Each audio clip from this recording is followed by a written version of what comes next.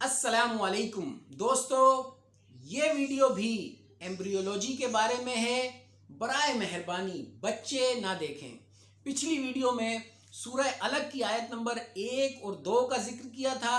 अब आगे चलते हैं। अल्लाह सुब्हानहू व तआला फरमाते हैं सूरह तारिक सूरह नंबर 86 आयत नंबर 5, 6 और 7 में तर्जुमा कुछ यूँ है। तो इंसान को देखना चाहिए, यानी गौर करना चाहिए कि वो किस चीज़ से पैदा हुआ है। वो उछलते हुए पानी से पैदा हुआ है जो निकलता है पीठ यानी रीढ़ की हड्डी और सीने यानी पसलियों के दरमियान से। यानी कि इंसान नहीं सोचता कि वो किससे बना। उछलते हुए पानी से यानी एक सयाल कतरे से जो गिरा इस जगह से पीठ यानी रीढ़ की हड्डी और पसली के बीच से। अल्लाह सुब्हानहू व तआला क्या कहना चाहते हैं जब कहा कि इंसान बना एक उछलते हुए पानी से जो गिरा रीढ़ की हड्डी और पसली के बीच से। आज साइंस के तरक्की करने के बाद पता लगता है जो जिनसी आज़ा हैं, जेनाइटल ऑर्गन्स हैं ह्यूमन बीइंग में, वो एम्ब्रियोनिक एज में जब माँ के रहम में जब बच्चा रहता है वो वजूद में आता है। इस जगह जिस जगह गुर्दा है यानी जिस जगह किडनी है, space between the spinal cord and the 11th and 12th rib, इस जगह रीढ़ की हड्डी और 11वीं और 12वीं पसली के बीच जिनसी आज़ा टेस्टिकल्स एंड ओवरी वहाँ से वजूद में आते हैं। इसके बाद वो नीचे उतरते हैं।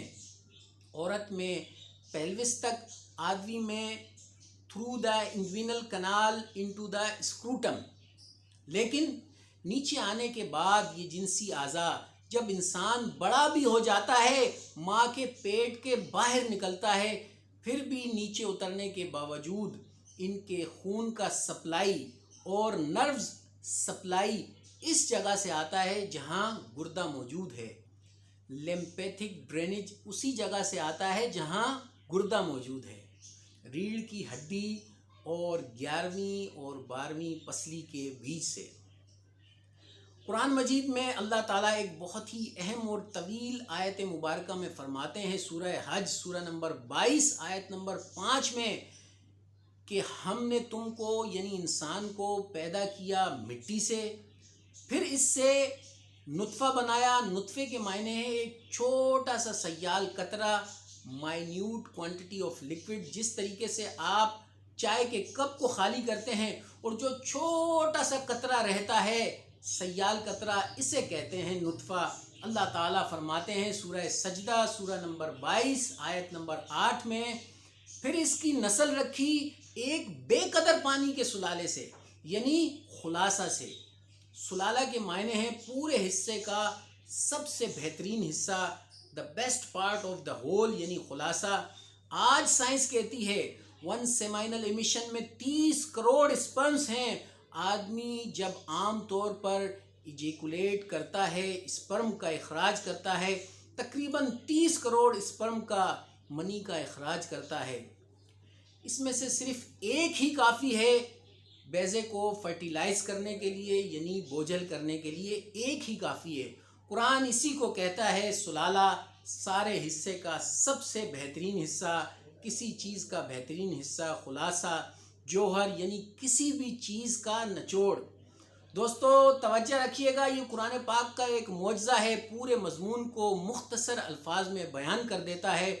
अब आगे बढ़ते हैं। सूरह इंसान सूरह नंबर 76 आयत नंबर 1 का तर्जुमा कुछ यूँ है, क्या इंसान पर उस ज़माने में एक ऐसा वक्त भी गुज़रा है जबकि वो कोई काबिल ज़िक्र शय ना था। आयत नंबर 2 का तर्जुमा कुछ यूँ है, तवज्जो रखिए, हमने इंसान को पैदा किया है मिले जुले नुत्फ़े से, हम इसको उलटते पलटते रहे, फिर हमने इसको बना दिया सुनने वाला देखने वाला। इस आयत मुबारका में एक लफ्ज़ इस्तेमाल हुआ है नुत्फ़तिन अमशाज, जिसके मायने हैं मिले जुले नुत्फ़े से। मौजूदा दौर में साइंस ने इस आयत का मफ़हूम बहुत अच्छी तरह वाज़े कर दिया है कि मर्द की तरफ से स्पर्मेटोज़ोम आ रहा है और माँ की तरफ से ओवम आ रहा है। इन दोनों के इज्तिमा से फिर वो ज़ाइगोट वजूद में आता है। आयत कहती है हमने इंसान को पैदा किया है मिले जुले نطفے سے. ہم اس کو الٹتے پلٹتے رہے، پھر ہم نے اس کو بنا دیا سننے والا دیکھنے والا. اس ترتیب کو ذہن میں رکھیے گا، سننے والا دیکھنے والا. سمیعم بصیرہ. قرآن مجید کے اعجاز کا ایک پہلو یہ بھی ہے کہ اس کے الفاظ کا مفہوم ہر زمانے کے ہر قسم کے انسانوں کے لیے قابل فہم رہا ہے، اور وقت گزرنے کے ساتھ ساتھ ان الفاظ کے معانی و مطالب میں نئی نئی جہتیں بھی دریافت ہوتی رہتی ہیں. سمیعم بصیرہ، سننے والا دیکھنے والا. اسی طرح سورہ مومنون سورہ نمبر 23 کی آیت نمبر 78 کا ترجمہ بھی کچھ یوں ہے، اور وہی تو ہے جس نے تمہارے کان اور آنکھیں اور دل بنائے، لیکن تم کم شکر گزاری کرتے ہو. وہاں تھا سننے والا دیکھنے والا، یہاں بھی وہی ترتیب، پہلے کان سننے کے لیے اور پھر آنکھیں دیکھنے کے لیے. سبحان اللہ. بالکل یہی ترتیب سورہ سجدہ سورہ نمبر 32 کی آیت نمبر 9 میں بھی ہے. آج سائنس کہتی ہے کہ 22ویں دن میں ماں کے پیٹ میں بچے کا کان انر اندرونی حصہ شروع ہوتا ہے، 5ویں مہینے تک مکمل ہوتا ہے، 7ویں مہینے میں آنکھ کھلتی ہے. قرآن پاک میں لکھا ہے سب سے پہلے آتی ہے سننے کی صلاحیت، اس کے بعد دیکھنے کی. آیت کا مکمل ترجمہ کچھ یوں ہے، غور کیجئے گا. پھر اس کو درست کیا، پھر اس میں اپنی طرف سے روح پھونکی اور تمہارے کان اور تمہاری اور آنکھیں اور دل بنائے، مگر تم بہت کم شکر کرتے ہو. قرآن مجید میں جینیٹکس کا ذکر بھی موجود ہے. وہ بتانے سے پہلے میں آپ کو بتا دوں کہ آج سائنس کہتی ہے کہ انسان کا جو جنس ہے وہ آدمی کے سیال قطرے اسپرم پر ڈیپینڈ کرتا ہے، منی پر ڈیپینڈ کرتا ہے. اور اگر 23ویں جوڑی کروموسوم کی اگر وہ XX ہے تو ہو جاتی ہے لڑکی، اور اگر XY ہے تو بن جاتا ہے لڑکا. اور منی ذمہ دار ہے یہ جاننے کے لیے کہ لڑکا ہے یا لڑکی. منی کا اگر X حصہ لیتا ہے فرٹیلائزیشن میں تو بنتی ہے لڑکی، اور Y اگر حصہ لیتا ہے تو بنتا ہے لڑکا. بے شک باذن اللہ یہ بات ہمیں حال ہی میں معلوم ہوئی ہے. قرآن مجید میں اس کا ذکر 1400 سال پہلے موجود ہے. سورہ نجم سورہ نمبر 53 آیت نمبر 45 اور 46 میں ترجمہ کچھ یوں ہے، اور یہ کہ وہی ہے جس نے بنا دیے زوجین نر اور مادہ نطفے سے جب ڈالا جائے، من نطفۃ اذا تمنا، ایک ہی بوند سے جب وہ ٹپکائی جاتی ہے.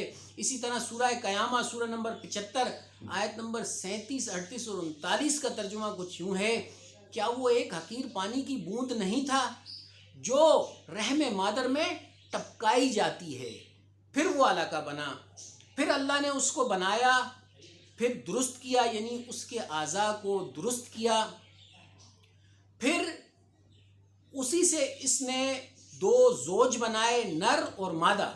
آپ نے سنا، بالکل واضح ہے کہ مرد کی بوند منی ذمہ دار ہے جنس کا کہ وہ لڑکا ہے یا لڑکی. پاکستان انڈیا میں عام طور پر اکثر والدین چاہتے ہیں کہ لڑکا ہو. اگر لڑکی پیدا ہوتی ہے تو ساس عموماً طعنہ اپنی بہو کو دیتی ہے، اور اگر کہیں لڑکیاں زیادہ ہو جائیں تو اسے قصوروار ٹھہراتی ہے کہ تو نے لڑکی کو کیوں پیدا کیا. یاد رکھیں، لڑکی یا لڑکا ہونا اللہ سبحانہ و تعالیٰ کے ہاتھ میں ہے، لیکن اگر کسی کو ذمہ دار ٹھہرانا ہے تو سائنس اور قرآن کہتا ہے کہ لڑکی یا لڑکا ہونے کے لیے مرد کا اسپرم منی ذمہ دار ہے. تو ساس کو اگر کسی کو قصوروار ٹھہرانا ہے تو اسے اپنے بیٹے کو قصوروار ٹھہرانا چاہیے، بہو کو نہیں.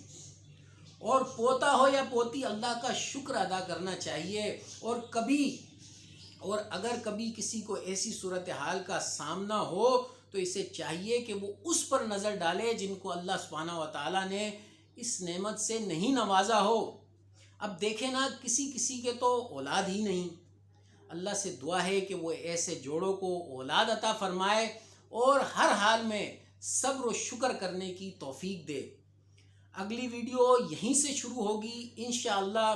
یہ مشہور حکایت سنا کر ختم کرتا ہوں کہ ایک شخص کسی شہر میں پہنچا تو اس کی جوتی ٹوٹ گئی اور نئی خریدنے کی استطاعت نہ تھی تو بے حد ملول ہوا کہ اتنے فضل و کمال کے باوجود اللہ نے اس حال میں رکھا ہے کہ پاؤں میں جوتی نہیں۔